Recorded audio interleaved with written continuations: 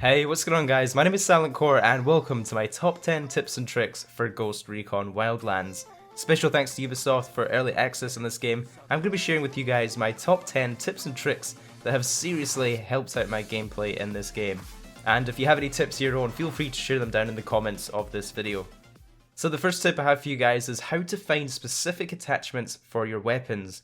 So first of all, if you head into your loadout screen, hit edit on whatever weapon you want to upgrade, and then highlight the attachment you want to find. What you can do is look at the top right hand side of your screen where it says locked, and it'll actually tell you what region you need to explore to unlock that specific part. And you might be thinking, these regions are huge, how exactly am I going to locate this one part? Well, what you need to do is head over to that region, and you need to find yourself 2 different intel caches, and these will be highlighted with a kind of white circle with an exclamation point on the minimap, and the first intel you find will give you the locations of all the skill points in that region, and then the second intel that you find, they'll actually give you all of the weapons and attachments in that area. And it actually works the same way in every region, so you'll need to find 2 different intels to be able to get all of the attachments located on your map. And then what you can do is pull up your map and hover over each weapon icon, and it'll actually show you, before you even pick it up, what exactly attachment is on each different icon. So as you can see, this is a really awesome method to be able to quickly locate a certain part for your weapon. If you've got a weapon that you really like and want to upgrade, you can quickly find the attachments.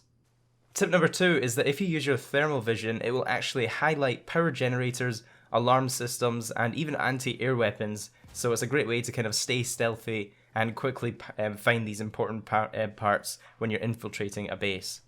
Tip number 3 is to get yourself the HTI sniper rifle. If you don't have this thing already, it is an absolute game changer in Ghost Recon Wildlands, especially when it's combined with the upgrades for the vehicle damage skills. You can literally one-hit helicopters with this thing. Any enemy vehicles with reinforcements, you can one-hit those as well, blow up the whole vehicle and all the people in it in just one bullet. This thing's an absolute beast. So I'm going to show you on screen exactly where on the map to find this weapon. And I'd recommend holding off playing any more of this story until you head over and pick up this bad boy, because yeah, I'm absolutely loving the sniper rifle. It's my go-to sniper rifle at the moment. Tip number 4 is a real quick one. This might not be too obvious at first, but if you're already spotted by enemies, you should actually remove your silencer. So aim down the sights of your weapon, hit up on the D-pad, and that will remove your silencer, and you actually do a considerable amount more damage with the suppressor removed. And obviously if you've been spotted enemy, the enemies are already shooting at you, you might as well get that extra damage. Tip number 5, if you're looking for people to play with in Ghost Recon Wildlands but don't actually have the time to, go on the internet and scroll through threads of people that are looking for other people to match with, or you're just getting sick of playing with randoms that don't communicate with each other, what you can actually do is head into your settings in-game and turn on only matchmake with people that have mics and speak the same language. It's a really quick and easy way to be able to find other people with microphones that you can communicate with. And it's really awesome to see Ubisoft added this setting because communication is so important in this game. Next up is another quick tip, and that's that you can actually use your rebel abilities such as the mortar while you're flying your drone. And this is great because it saves you from having to expose yourself every time you want to use a mortar. So just remember that you can pull out your drone, and while you're scouting the area, you can actually bring up the rebel ability menu while you're in your drone and safely use them from a clear distance away. Tip number 7 is to pick up an enhanced sniper scope sooner rather than later, and there's nothing really worse in this game than using the default scopes in the sniper rifles, so having an attachment with a good zoom is going to make your gameplay so much better. And personally, I like playing with my sniper rifles as my main weapon. I don't tend to use the automatic weapons so much in comparison. So if you're like me, you're going to find this really helpful. I'm also going to show some gameplay on screen of how to find the 6x zoom scope. Basically, if you head over to the northwestmost province, I believe it's called Konai, you'll see 2 dark circles on the map, and the scope is located just slightly above these 2 circles in a shipping crate. I've heard some people say that the lines on this scope are a little bit intruding to your vision, but I found the extra zoom super useful.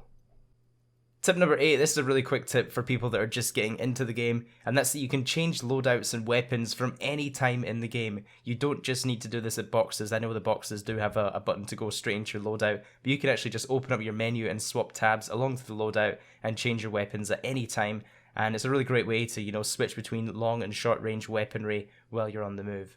Tip number 9, while you're infiltrating a base, make sure you effectively use your mini-map so you don't get shot in the back or kind of overrun by enemies sneaking up behind you. And what you want to do is make sure that you keep spotting enemies until there's no red flare effect on the mini-map anymore. Once that red flare disappears, you know you've spotted everybody in the area, and that can save you being gunned down by enemies that might be in obscure positions that you didn't see in your first pass.